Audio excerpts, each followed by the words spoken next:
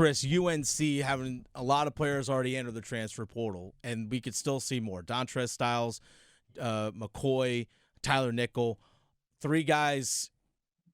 McCoy was a senior, has 1 year of eligibility. He's going to use that somewhere else. But Styles and Nickel, 2 younger players on the roster who are electing to enter the transfer portal. Now, just because you enter the transfer portal, that doesn't necessarily mean you are leaving. It just gives you the ability and the option to do so. But something that people need to keep in mind when it comes to the transfer portal, people are like, oh, why are you leaving? You don't want to compete, blah, blah, blah. Actually, these guys want to play. It's as simple as that. If you're Dontrez Styles, if you're Tyler Nickel, you're young, and you still sit there and see, well, Caleb Love, RJ Davis, Baycott, some of these other guys got a lot of playing time who all still might be coming back next season because they all have eligibility still. And I didn't play a whole lot this season. I want to play. Here's the thing with college athletics, something I've seen, I know you're seeing it too. Going into these locker rooms post-game here in the NCAA tournament, there are a lot of guys who their basketball careers are ending. There's no professional venture for them, whether it's NBA or even overseas, doesn't matter. Yeah. Their careers are ending, and it's just done. It actually reminds me to back, 15 years ago.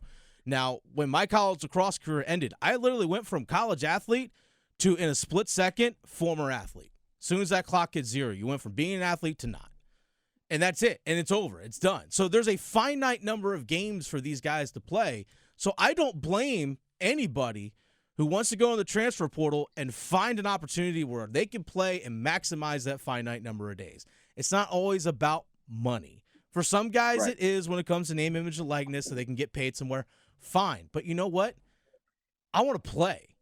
That's the thing that actually kind of, with UNC, with them not playing in the NIT, I'm sitting there thinking, I was like the athlete, like, man, if I can have one more game, I'd take it in a heartbeat. But I get their situation's a little different because obviously a lot of guys don't want to be there anymore. Well, and here's another thing to bring up too. Sometimes it's not about like not competing or whatever. Maybe just your playing style, who you are as an athlete, doesn't fit the coaching staff or what they want to run on the floor.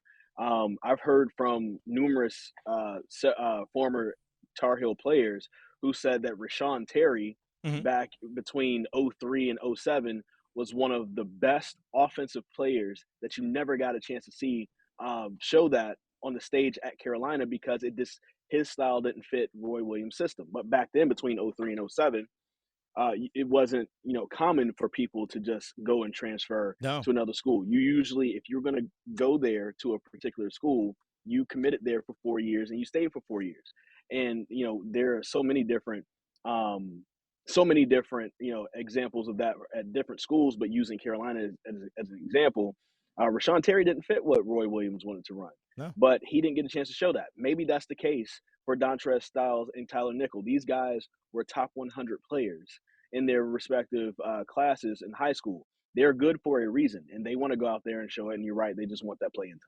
Yeah, they want that playing time. You want the opportunity to get out there. And then here's the thing as well, is that there's no penalty now to transfer. Because back then, you used to have to sit out for a year. You can go play somewhere right away.